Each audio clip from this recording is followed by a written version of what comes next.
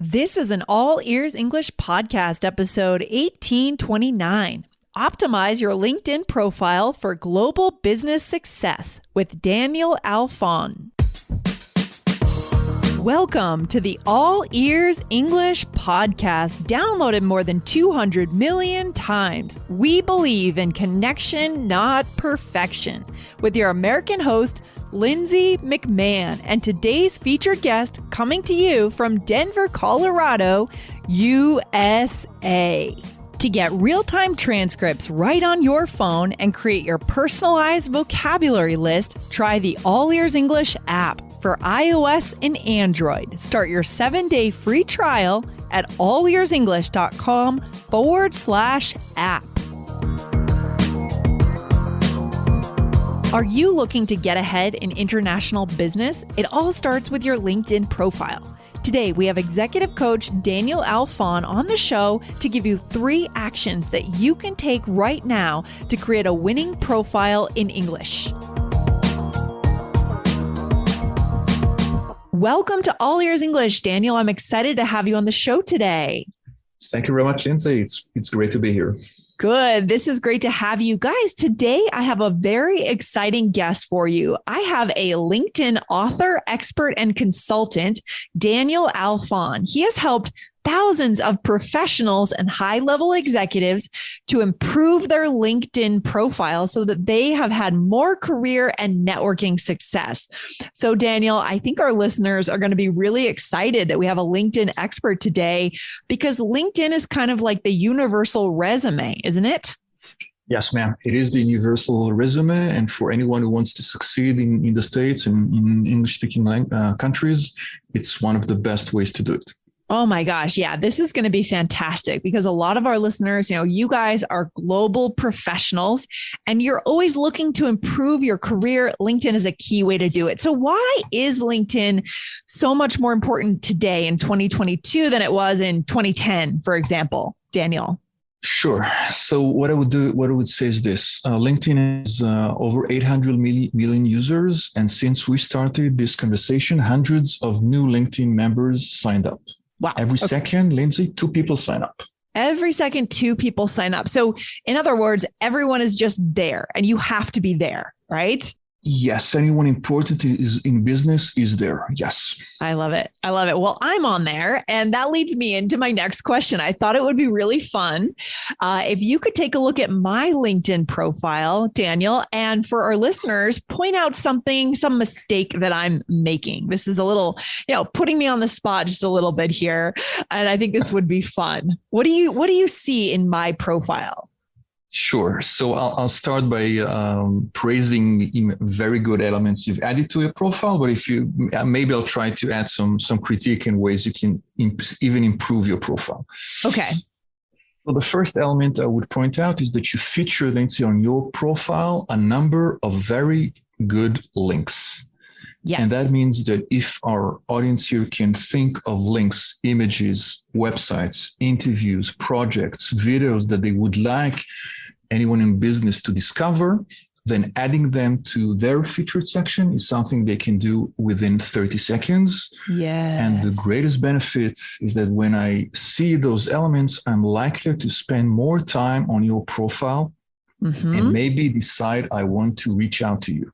I love it. I love it. So guys, we're talking about the featured section of your profile. I've put in some of the places where I've been featured, right? So Podcast Magazine, we've written an article for Language Magazine.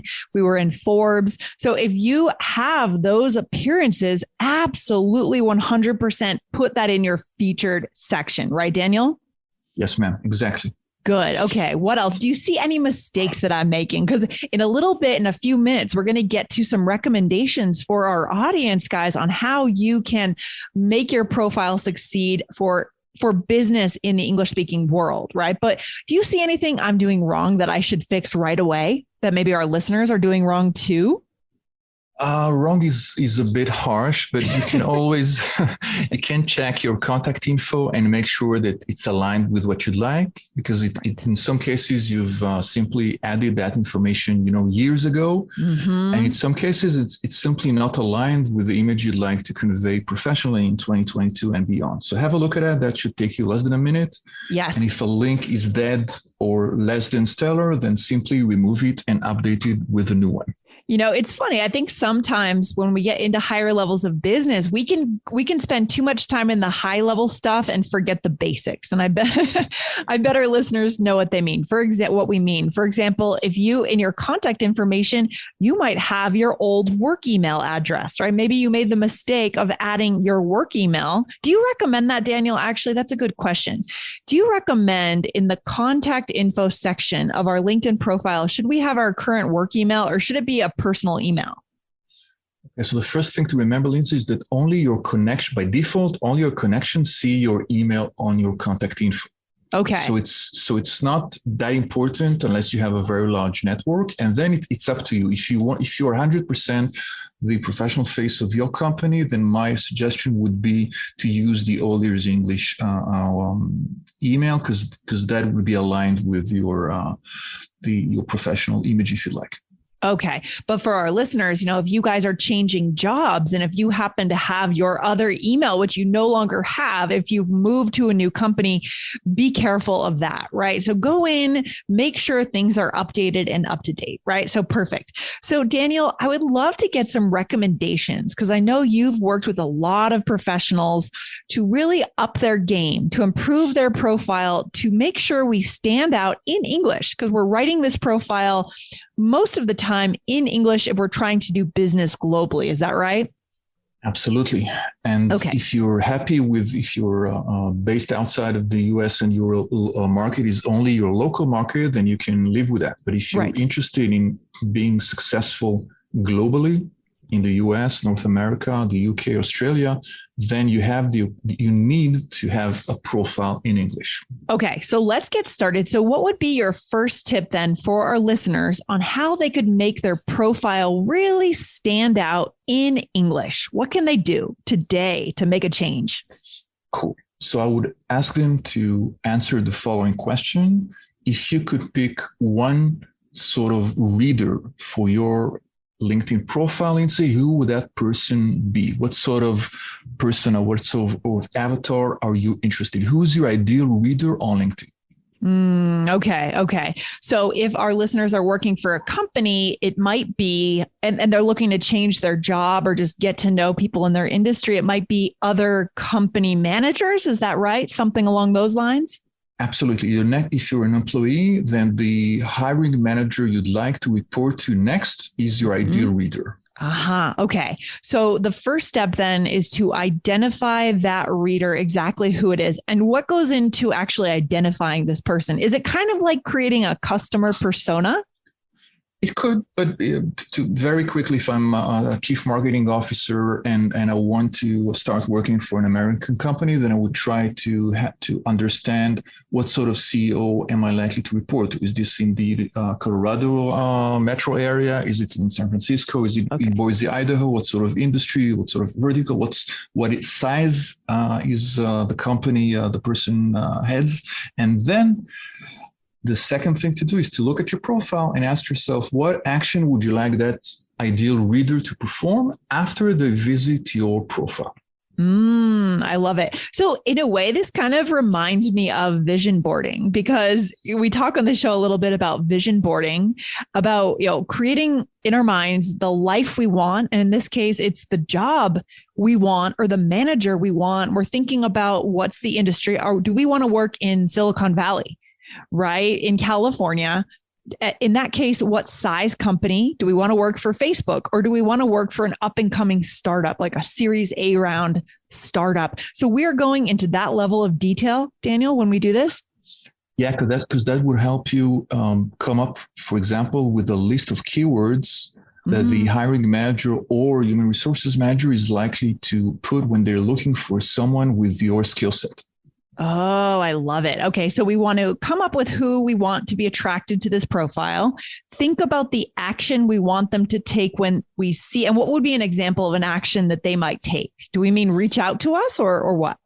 Yes, reaching out to us is usually the best answer. There are many ways for you to, if you're an employee, then simply realizing that it's complicated for other users to message you on LinkedIn.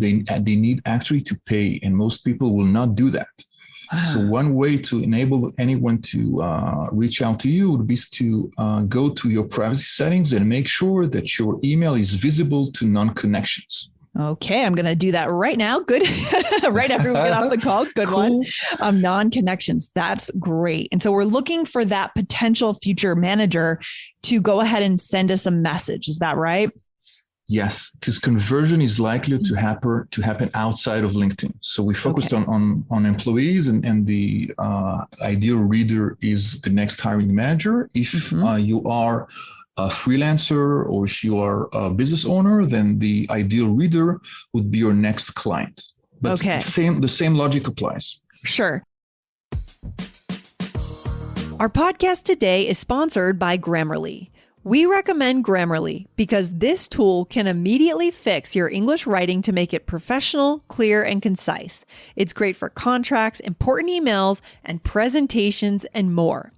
I love how when I'm writing an email, Grammarly is always there in my browser, making suggestions and corrections. All I have to do is just click their suggestions and make the changes. And this makes my emails 80% better. I love it. You guys are going to love it too.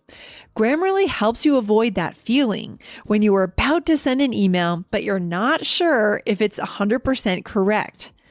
Grammarly solves that problem. The tool is free to download and get started, and later, if you upgrade to premium, it will even do clarity-focused sentence rewrites for you. So good. So go to grammarly.com/AEE to sign up for a free account. And when you're ready to upgrade, you'll get 20% off on premium for being a listener of All Ears English. That's 20% off at grammarly.com/AEE.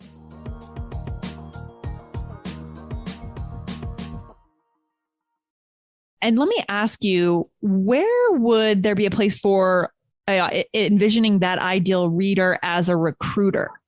At what point, like if I live in Europe and I know I want to work in California for a tech startup, by 2024, that's my goal. Yes.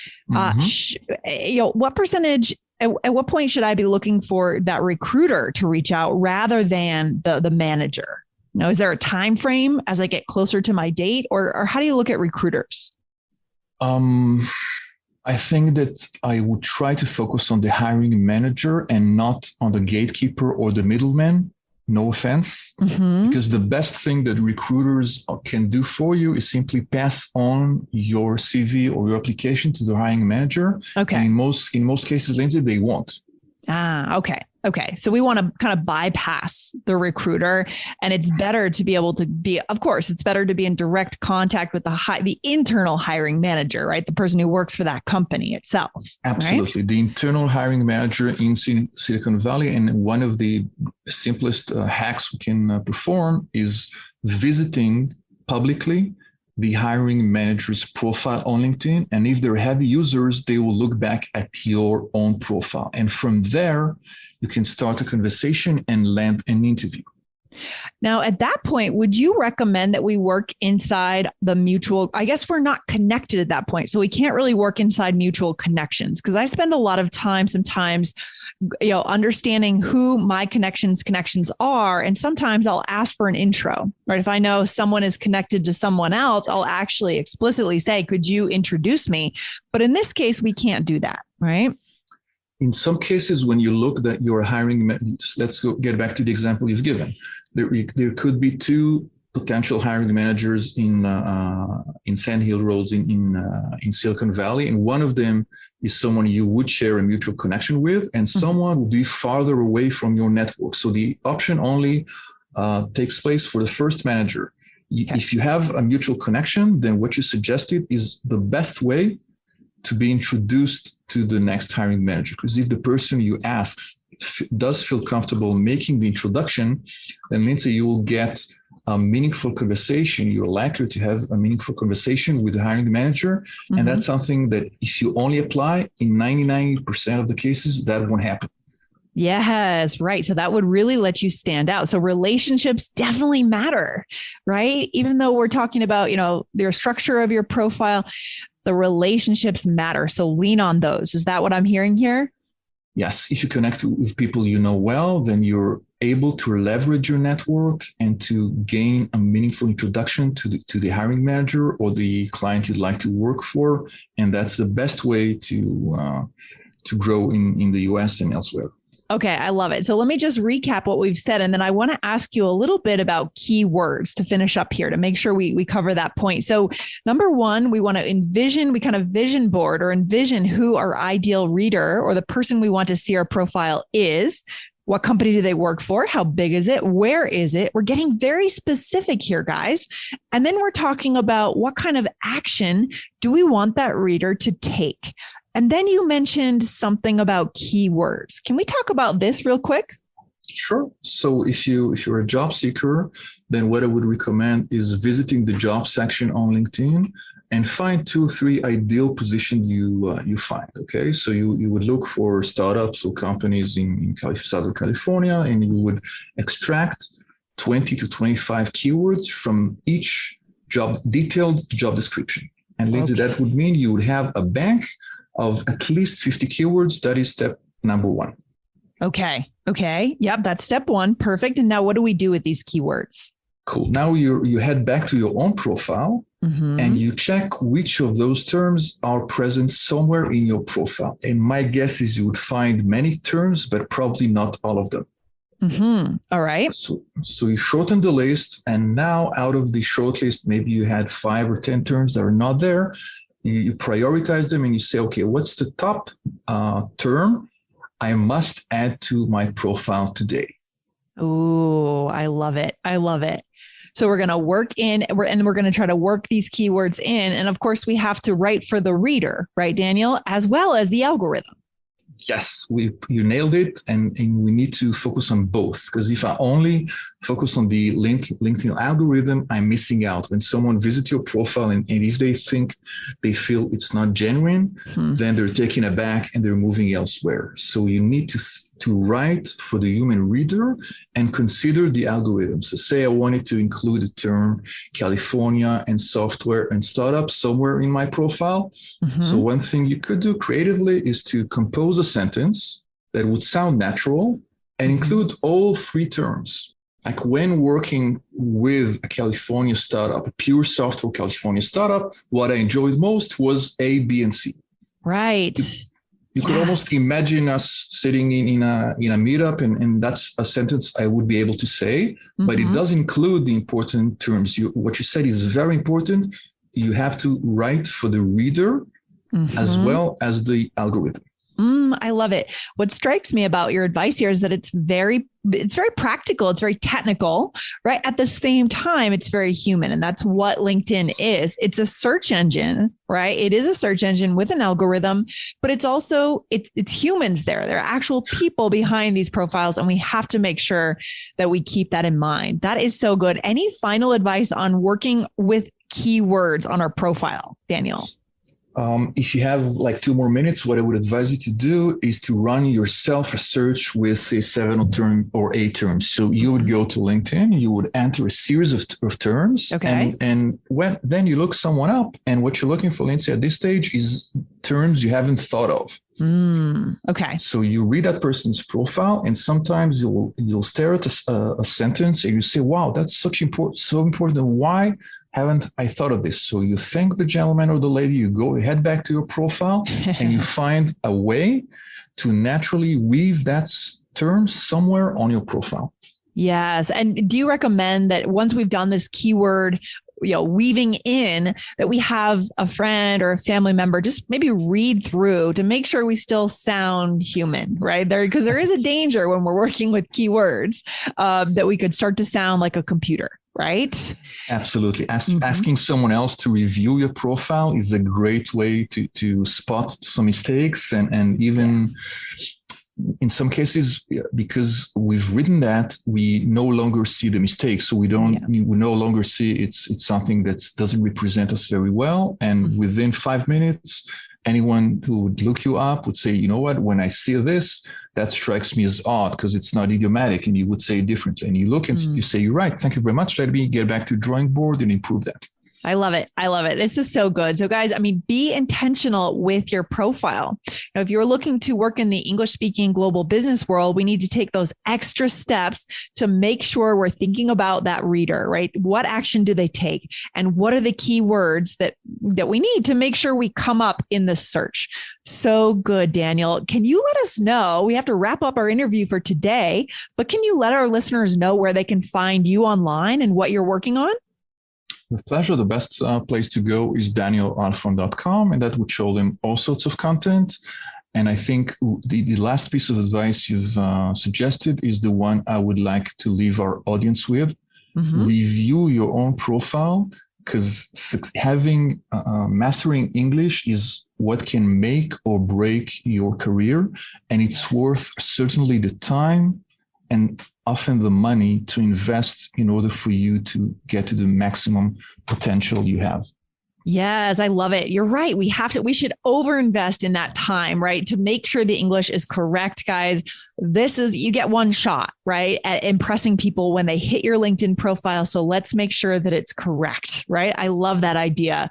Well, Daniel, can you spell out your website again, just so that people know where exactly to go if they want to check out what you're doing? One more time. Thank you very much. Yeah. Sure. That would be Daniel, Daniel, and then Alfon, Alfon, DanielAlfon.com. All right, good. Guys, go and check out Daniel's website and have a look at what he does over with LinkedIn. Thanks so much for coming on the show today, Daniel. It's been a pleasure and such an important topic for our listeners. My pleasure, Lindsay. It's been a pleasure to be part of the All Ears English. Thank you. All right, take care. Bye-bye. Thanks. Thanks for listening to All Ears English. Would you like to know your English level? Take our 2-minute quiz. Go to allearsenglish.com/fluency score. And if you believe in connection, not perfection, then hit subscribe now to make sure you don't miss anything. See you next time.